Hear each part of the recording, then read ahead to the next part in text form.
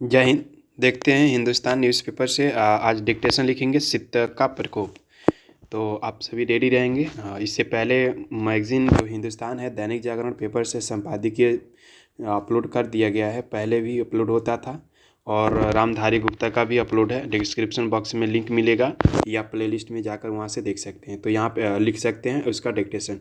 तो आज बोलेंगे शीत का प्रकोप हिंदुस्तान न्यूज़पेपर से। तो आप लोग लिखिएगा। रेडी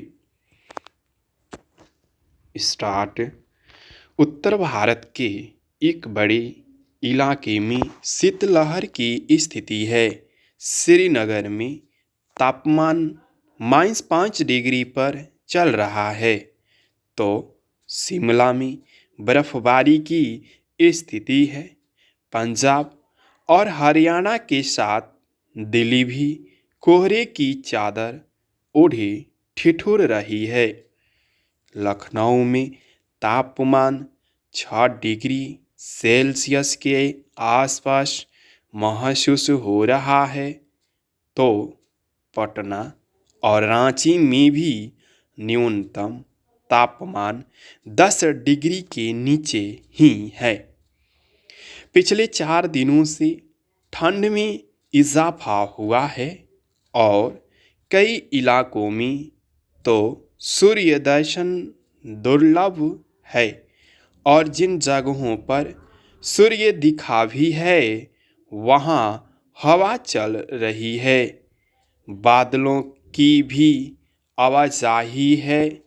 कुल मिलाकर ठंड ने आम जनजीवन को अस्त व्यस्त कर रखा है। मौसम का मिजाज आसानी से समझ में नहीं आ रहा है।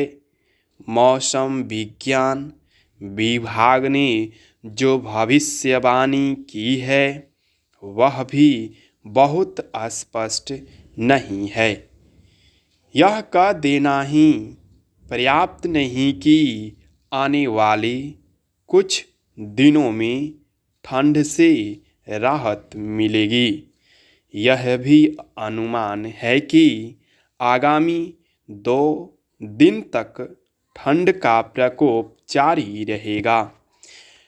आगे बीच बीच में कुछ राहत का अनुमान है, लेकिन कुल मिलाकर ठंड से लोग सप्ताह या 10 दिनों तक अपने घरों में दुबके रहने को मजबूर रहेंगे। पहले यह माना जाता था कि सूर्य के उत्तरायण होने पर सर्दियों के दिन लदने लगते हैं, लेकिन यहाँ मकर संक्रांति के बाद भी ठंड कम होने की बजाय बढ़ती हुई महसूस हो रही है। आमतौर पर ऐसी शीतलहर की स्थिति दिसंबर के अंत या जनवरी की शुरुआत में बनती है, लेकिन आधी जनवरी बीतने के बाद भी शीतलहर का आलम चिंता बढ़ा रहा है। कुछ दिनों से बादल छाए हुए थे और अनुमान था कि सोमवार से धूप कुछ मिलेगी, लेकिन सोमवार को उत्तर भारत में सुबह की शुरुआत हाड़ कंपा देने वाली ठंड से हुई। यह कोरोना की तीसरी लहर का भी समय है। शीतलहर से सर्दी जुकाम खांसी को और बल मिलेगा। मौसमी बीमारियों का प्रकोप प्रबल होगा, जिससे कोरोना की चिंता और बढ़ जाएगी। अतः यह बहुत ज़रूरी है कि लोग ठंड की मार से बचें और कम से कम मौसमी बीमारियों का आतंक नियंत्रण में रहे। यह डॉक्टरों व अस्पतालों के लिए चिंता का समय है। संभव है कि पश्चिमी विक्षोभ और बादलों की मौजूदगी घटने से राहत की स्थिति बने। ऐसे समय में हम क्या कर सकते हैं, यह हमें सोचना चाहिए। शीतलहर वाले प्रदेशों के स्थानीय प्रशासन को विशेष रूप से सचेत रहना होगा। जगह जगह अलावा की व्यवस्था, रैन बसेरों की सुविधा को चाक चौबंद करना होगा। गांवों और शहरों में गरीब या बेघर लोगों पर निगाह रखने का समय है। जहां स्थानीय प्रशासन सजग है, वहां गरीब बेघर लोगों को अब 3 वक्त भोजन दिया जा रहा है। ध्यान रहे, ठंड तभी जानलेवा बनती है जब कोई भोजन से वंचित होने लगता है।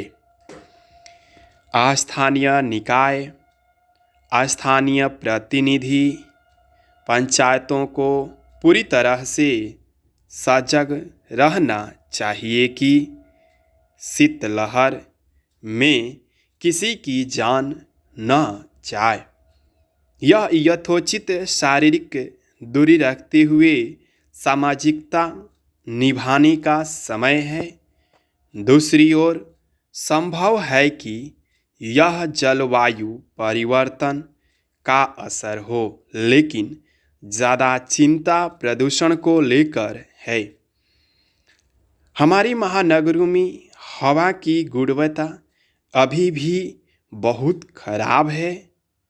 सोमवार को भी राजधानी में वायु की गुणवत्ता बेहद खराब श्रेणी में दर्ज हुई है। वायु प्रदूषण कम करने पर अगर हम ईमानदारी से ध्यान दें तो संभव है सूर्य से बेहतर सहारा मिले। तो यह 25 से 90 WPM वर्ड पर मिनट के स्पीड से बोला गया है।